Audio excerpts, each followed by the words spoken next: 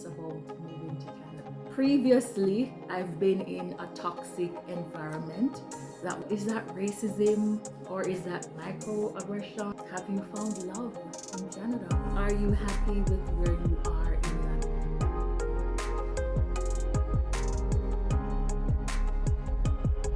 Hey guys, welcome back to my channel. I'm Gavina. If you're new here, I do vlogs, I give tips, sharing my journey as I'm navigating life in Canada. If you're watching, you're not yet subscribed to the channel, please subscribe because I'll definitely appreciate it. If you are a returning subscriber, thank you so much for the support. In this video, I will be doing a Q&A. I posted a request for questions on my social pages. So these are the questions I got, and I will be going through the questions, providing the responses. So if that's something you are interested in, please stay tuned. The first question: what is or was your most rewarding experience about moving to Canada? My most rewarding experience about moving to Canada, I would say, is developing a new skill. That skill is coaching. So in my current job, coaching is one of the things I do as it relates to performance management, improving performance, and I really love coaching. I love the interaction with my agents. I love seeing the growth, and because I find it as such a rewarding experience, is something I want to pursue in the future. So I'm definitely thinking about learning more about coaching as it relates to, because I think some of the things I do on here, it's coaching in the form of a sense, but in the future, I would like it to be a little bit more structured, to offer one-on-one coaching advice where I give my tips, share my experience, whether that's as like an immigration coach, a settle abroad coach, a study abroad coach. But I know coaching is something that I want to pursue in the future, and that's because I came to Canada, I learned that skill, I really love it, and it's something I'm looking forward to growing, expanding, and definitely one of the ways I'm looking forward to scale the channel. So one of my most rewarding experience about moving to Canada is learning that skill of coaching. Next question: was it worth it? Would you do it all over again? By it, I mean moving to Canada. To be honest, in the first couple of months when I came here, this month is 3 years since I've been in Canada. The time goes by so quickly. I can't believe it's already 3 years. But the first couple of months was definitely not good for me, to be honest. I was like, did I make the right decision? When life was lifing, there were some challenges. I kind of had like a little bit of regret. Like, I didn't know if this was the right decision for me because I moved in the pandemic when everything was closed.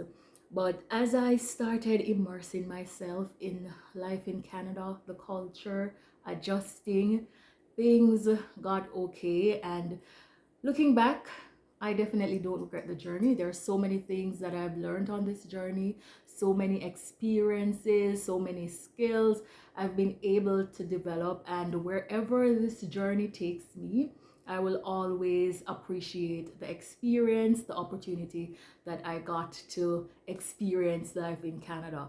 So looking back, definitely it was all worth it, and I would do it all over again. The next question, and I really like this one: does migrating to Canada impact your relationship with Christ? Definitely.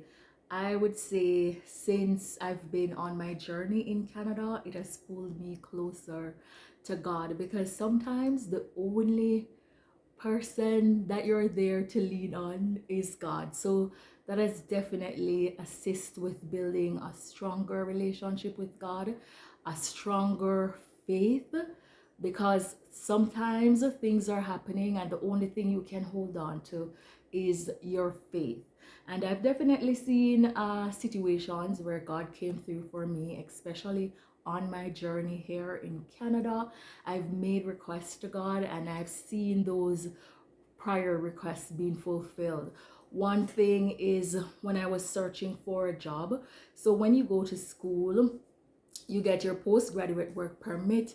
To qualify for express entry, you need 1 year of work experience in a knock. After school, I found a job and I think it qualified under the knock, but I wasn't so confident about it. So I was thinking about leaving, finding something else, because I wanted to make sure I'm in a job that qualifies under the knock, that will give me the 1 year work experience. And honestly, the environment was not the best. So that's somewhere I didn't want to be. And I prayed and God came through for me. Out of the blue, a recruiter, reached out to me on LinkedIn. There was a job opportunity. So I can definitely say on my journey in Canada, it has brought me closer to God. When I cry out to God about whatever the situation is, always by my side and coming through for me. So definitely Canada, my journey with God has definitely pulled me closer to God, and my faith has definitely been stronger. Next question. Have you experienced racism in Canada? Honestly, I've never overtly experienced racism. I've definitely been in situations where I'm like, is that racism or is that microaggression? I'm not too sure what it is, but overtly, I've never experienced racism. But there will be situations where sometimes you're like, but overtly, no. Next question. Do you intend to reside in Canada permanently? Interesting question. I am following the will of the Lord. Wherever He leads my path, that's where I'm going. Wherever an opportunity presents itself for me to grow, excel, thrive, I'm definitely going in the direction of that opportunity. But right now, the opportunity is here in Canada, and I would love to stay longer to pursue, to see where that journey will take me. So the next question, what is the workplace atmosphere like? Previously, I've been in a toxic environment that was not good. I was only at that job for 2 months and the environment was not the best. I'm normally a happy, bubbly person, and I realized that after work, I would kind of feel sad. I would call my friend, just venting. I was so unhappy, and even going to bed to go to the job in the morning, there was like this feeling. So I knew the work environment was not a good place for me. But currently, where I'm working now, I love that environment. The atmosphere there is very positive. So it can vary where you go, the people who you're working with, but I'm grateful I'm in a positive work environment now. So the next question, what advice would you give to a single female who recently migrated to Canada? So my advice to a single female who recently moved to Canada is definitely have a plan. Have a plan in place and make sure you work that plan. So set your goals, whatever you want to accomplish, set your strategy as well to accomplish those goals, and don't be afraid because you're here alone. Make sure you put yourself in areas, find networking opportunities that you can meet other people, because the journey in Canada, even sometimes people are here with family, friends, it can get a little bit lonely. So if you are here alone as a single female, try to find yourself in networking space where you can meet and connect with other people. The next question, how do you cope with not being physically close to your family? This one is a difficult one. I'm very, very close to my family. My family is always there. Even when I was in Jamaica and I was living in Kingston, I remember I used to go home every weekend, and my coworkers were like, "Why do you need to go home every weekend?" I'm like, "I need to see my family." So that has definitely been very challenging, not being able to be close to my family, and not for just for me, but for my family as well. I remember when I decided to move to Canada, some of my family members initially were not on board with that decision. They're like, Gavina, you're gonna be so far away from us. If something happens, we will not be there to assist you or protect you. But I don't believe in living my life with fear. If I set a goal, I'm going after it.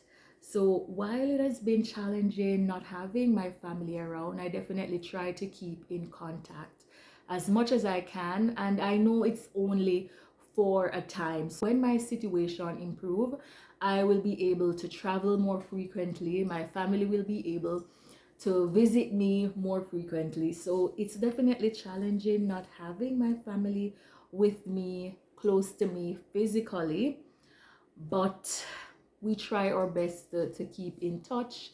And when the time is right, we will all be connected again. So the next question, have you found love in Canada?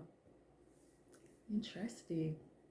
I've definitely been in love in Canada, got my heart broken in Canada, but in love, no, I'm not in love right now. And I've shared with you guys, I've recently started dating since the fall. That has been going pretty okay, because on my journey, that was something I did not put a lot of focus into.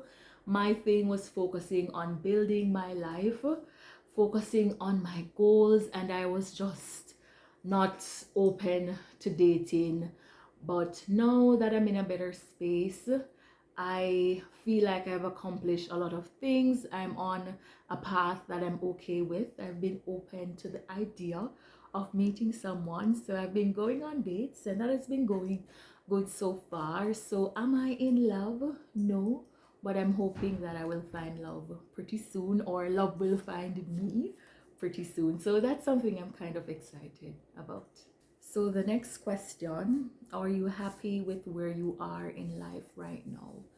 The answer is yes. I am so proud of myself where I am in my journey. I'm definitely grateful because I started my life a rewind from the bottom, building right over. I left everything in Jamaica, sold everything I own in Jamaica, and I was even sharing with someone the other day that I came to Canada with like $700.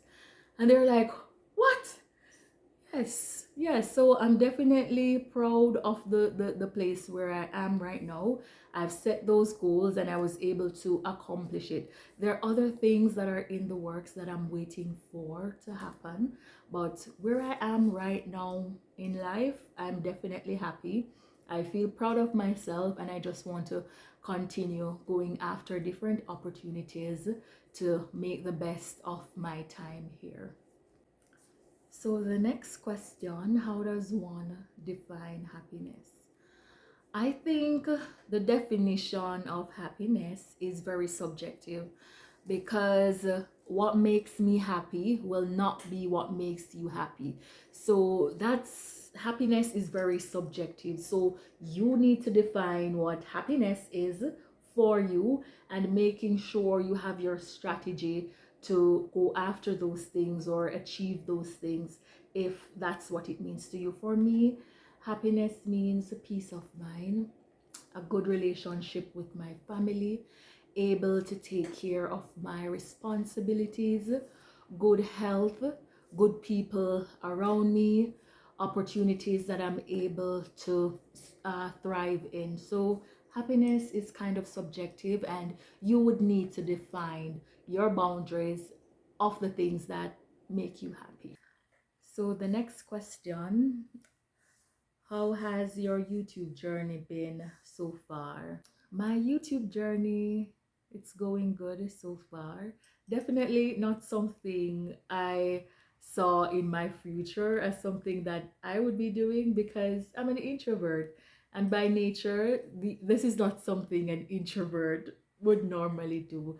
But I'm happy that I got the chance to actually put myself out there, uh, come out of that fear, wondering what people will think, push through the nerves, and just put myself out there to be a resource for people, sharing, documenting my journey as I'm navigating life in Canada. So I'm so happy when I connect with you guys and people find value in the content, because honestly, there are times when I think, I don't think I want to do this anymore. I'm not sure if I am making an impact, if people actually find value in the content. But when I speak with people and they say, you know, I saw you doing this, and people reach out, they want advice, and then I like, yeah, the channel is actually fulfilling its purpose, where it's not just recording my journey for me to have to look back in the future, but definitely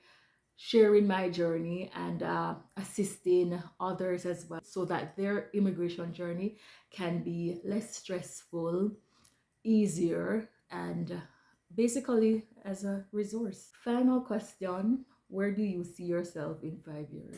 In 5 years, I see myself living a fulfilled life, serving God, having a family of my own, being in a career that I want, taking advantage of different opportunities, just living life, being grateful, being happy, being healthy. So that's where I see myself in 5 years, and I don't want to share specifics.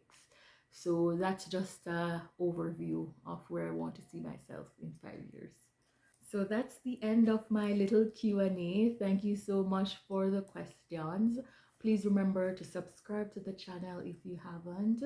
Leave a comment, turn on your post notification bell. See you in the next video. Bye-bye.